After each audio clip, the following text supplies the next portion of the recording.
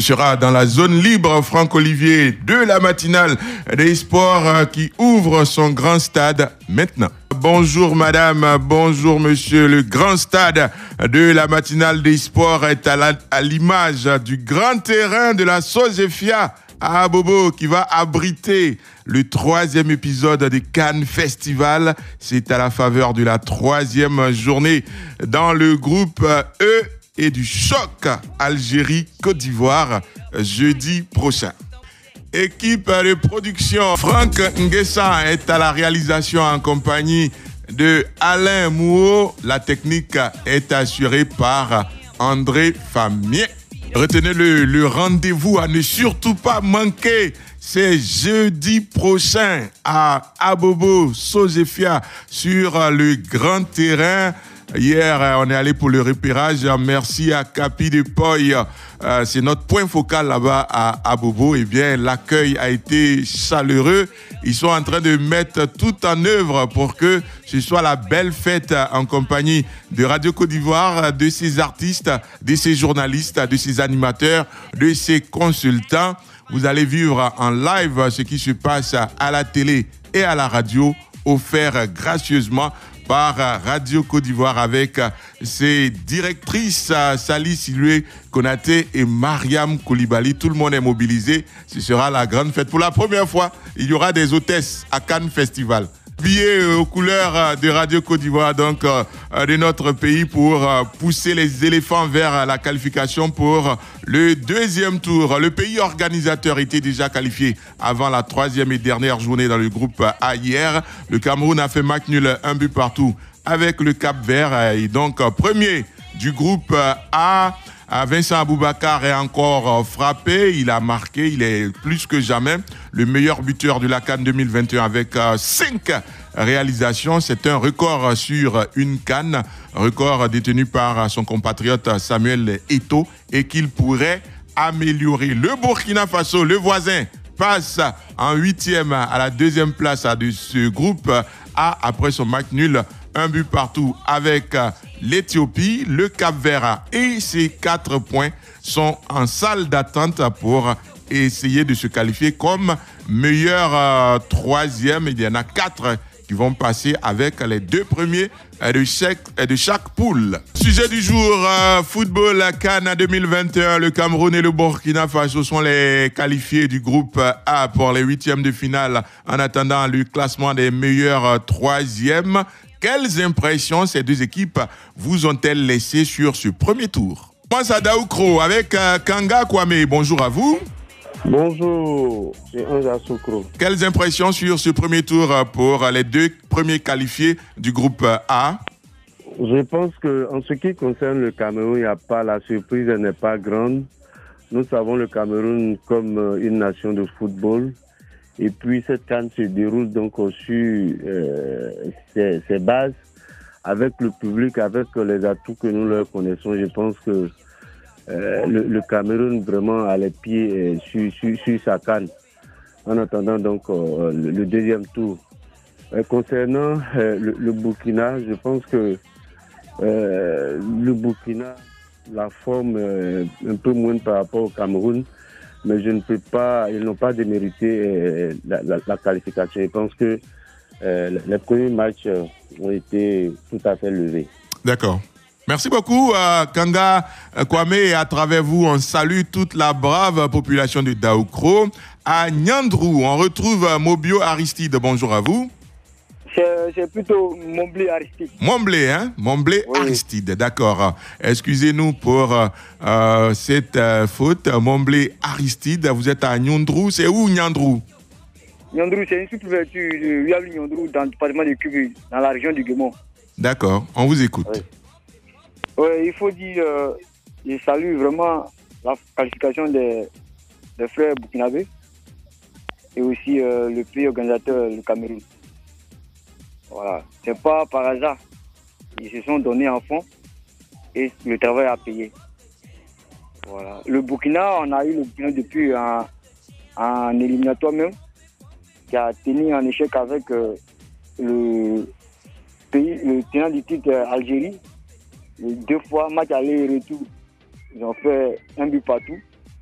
Et le retour, ils ont fait 2 buts partout. On a vu que le Burkina était en pleine forme. Ils méritent vraiment la qualification. D'accord. Ce qui reste à mettre en place maintenant, Oui, allez-y. ils n'ont qu'à faire l'effort et passer en second tour encore. Voilà, pour jouer la quart de finale. D'accord. Et pourquoi pas même aller en finale. D'accord. Merci beaucoup. Bonne journée à vous. Merci bien. Et bien joué à l'État des Ivoiriens. D'accord.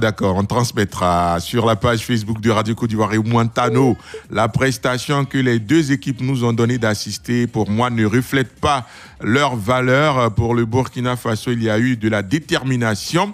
Et parce que là, au moins, la différence de points était un peu serrée. Quant au Cameroun, ils n'avaient pas à forcer leur talent parce que déjà qualifiés. Bosson, AC, Rémi, le Cameroun et le Burkina Faso qualifiés. La logique a été respectée dans cette poule et c'est maintenant que les choses sérieuses vont commencer pour ces 2 pays. Bandama, Kofi, Florent. Pour ma part, je crois que les 2 équipes sont bonnes. Elles ont des joueurs de très bonne qualité. J'espère que ces 2 équipes pourront aller loin dans la compétition. Kanté Amara est à Anyama. Bonjour. Bonjour, monsieur Sébastien. Bonjour, monsieur. Ange, c'est Ange. Ange en secours, s'il vous plaît. D'accord. Kanté Amara, c'est bien cela, hein? Oui, monsieur. Allez, on vous écoute. Je vous appelle, c'est juste pour parler au niveau de la dossier de Badra Ali Sangaré. Non, monsieur Kanté Amara. Oui, monsieur. Le sujet, c'est quelles sont les impressions que le Burkina Faso et le Cameroun vous ont laissé sur le premier tour. Vous avez un avis là-dessus? Oui, j'ai un avis. On vous écoute alors. Voilà. L'impression que nous a montré les Camerounais, c'est que les Camerounais sont toujours engagés et ils ont toujours le courage de pouvoir aller plus loin dans cette compétition. Au niveau des Burkinabés et les Étalons ont tout fait pour pouvoir sortir de leur poule. Et voilà, ils n'ont pas baissé la garde, quelles que soient les circonstances sur le terrain. Et nous saluons aussi leur capitaine qui est Bertrand Traoré, qui a bien joué le coup et qui a soutenu ses coéquipiers sur le terrain. Ben voilà. Merci beaucoup. Merci. Bonne journée à Anyama, la cité de la Kola. Kanga Ntobeni, lui, il est à Diabo. Bonjour, Kanga. Bonjour, cher frère Ndiasoukourou. On vous écoute. Et je crois que là, ça ne me surprend pas, hein, parce que les 2 équipes, le Cameroun et le Burkina Faso, partaient à favoris. Donc, c'est normal que la logique a été respectée. Et donc, vraiment, je leur souhaite une bonne chance, qu'ils partent comme ça, parce que vraiment, hier, leur dernier match a mis vraiment sur la fin entre le Cameroun et puis son adversaire, là, parce que le Cameroun même n'avait rien à prouver, puisque le Cameroun était déjà assuré de jouer, d'aller au second tour. Donc, il appartenait au Burkina Faso de mettre le paquet, et c'est ce qu'il a fait. Bon, le match nul même les a arrangés. Donc je leur souhaite une bonne chance. On attend le jeudi pour la Côte d'Ivoire. D'accord. En tout cas, on sera là avec vous pour la Côte d'Ivoire. Comme vous, Kanga Ntobeni de Diabo, Bertin Tola sur la page Facebook de Radio Côte d'Ivoire nous dit, sans surprise, la logique a été respectée. Les 2 favoris, à savoir le Cameroun et le Burkina Faso, continuent l'aventure. C'est mérité. Dosso Vassougou. Les équipes du Cameroun et du Burkina Faso sont des équipes à féliciter malgré leur score étriqué lors des matchs déjà joués. Ces 2 équipes peuvent faire mieux et surprendre dans cette CAN. Kwadio Benoît Yagobé. Les 2 équipes méritent d'être qualifiées pour le tour suivant. Serge Alain Plein, je pense que la hiérarchie a été respectée dans ce groupe. Le Cameroun, un pays organisateur premier de ce groupe, c'est logique, avec son capitaine tout feu, tout flamme, Vincent Aboubakar. Le Cameroun demeure l'un des favoris pour le sacre. Le Burkina Faso, 2e, mais pas trop convaincant. Beaucoup de choses à corriger si cette équipe veut aller plus loin dans cette compétition. Steven assez marrant. Je pense que le Cameroun n'a pas eu trop de problèmes à se qualifier, seulement que sur ce troisième match, on a vu que les joueurs étaient un peu émoussés. Le Burkina, par contre, a frôlé de peu la catastrophe avec ce match nul qui aurait pu se terminer en sa défaveur. Bon vent aux étalons pour la suite. Yao Jean-Boris.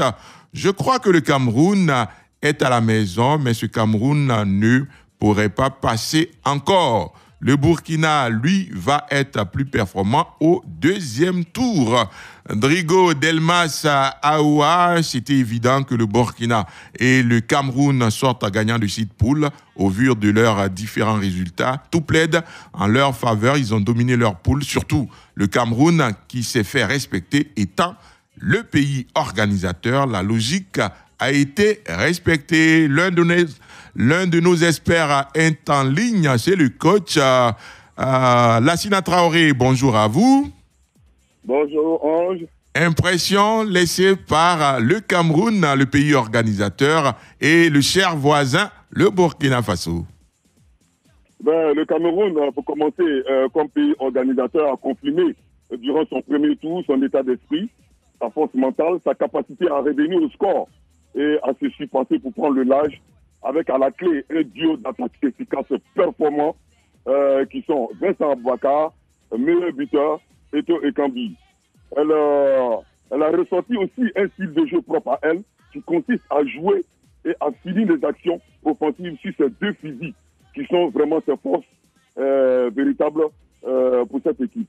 Maintenant, si l'attaque crache du feu, vraiment, il faut reconnaître que cette équipe camerounaise laisse pantois au niveau de sa défense et toute son équipe de façon générale, lorsqu'elle ne porte pas, lorsqu'elle n'a pas la possession des balles, c'est une équipe qui est assez fragile et qui est inquiétante. Et le Burkina Faso, franchement, avec cette affaire de Covid, le Burkina n'a pas toujours eu son groupe, et donc elle nous a laissé un peu sur sa faim. Mais malgré tout ça, le Burkina a allé puiser encore dans ses ressources pour nous montrer une fois de plus que tous les joueurs se valent, même si Bertrand Traoré est absent, il y a toujours encore une pièce de réchange. Donc ça montre vraiment que cette équipe burkinabé a vraiment de talent à revendre et qu'elle est capable à tout moment de nous faire encore de bonnes choses si vraiment elle n'est pas disciplinée par la Covid. Jean-Philippe Oria, bonjour. Bonjour Ange. Impression laissée par le pays organisateur, le Cameroun, et j'aime bien l'appeler ainsi, le cher voisin, le Burkina Faso. Je pense que ce qui était attendu dans ce groupe, ce qui a été fait à l'issue de la troisième journée, les deux favoris sont passés et dans l'ordre qui avait été prédit par tous les bookmakers. Le Cameroun est une grande nation du continent africain, 5 fois champion d'Afrique, et le Cameroun avait à cœur également dans sa compétition, organisée 50 ans plus tard, de démontrer dès la phase de poule qu'il méritait son statut de favori. Donc je suis pas étonné de voir le Cameroun se qualifier, mais avec 7 points, c'est vrai qu'on s'attendait à ce que les Camerounais battent aisément quand même leur dernier adversaire, c'est-à-dire la formation de l'Éthiopie. Malheureusement pour eux, cela n'a pas pu être le cas. Maintenant, concernant le Burkina Faso, je pense que les Burkinabés s'en sortent bien, après avoir très bien débuté dans le jeu face aux Camerounais, mais s'être inclinés, ils ont composé une victoire et un match nul. Et donc les Burkinabés sont donc déjà qualifiés et ils peuvent voir les huitièmes de finale venir dans l'inquiétude. Merci beaucoup Jean-Philippe Oria, merci beaucoup Lassina Traoré, merci à vous chers auditeurs. La matinale des sports referme ainsi porte ici même. N'oubliez pas le grand rendez-vous jeudi prochain au grand terrain de la Sogefia à Abobo pour la 3e édition du Cannes Festival pour cette saison de la Cannes. À la réalisation, bien sûr, il y avait Franca Nguessan et Alain Mouot. À la technique, André Famien. Excellent mardi à tous. Au revoir. Radio Côte d'Ivoire, Abidjan 88.fm.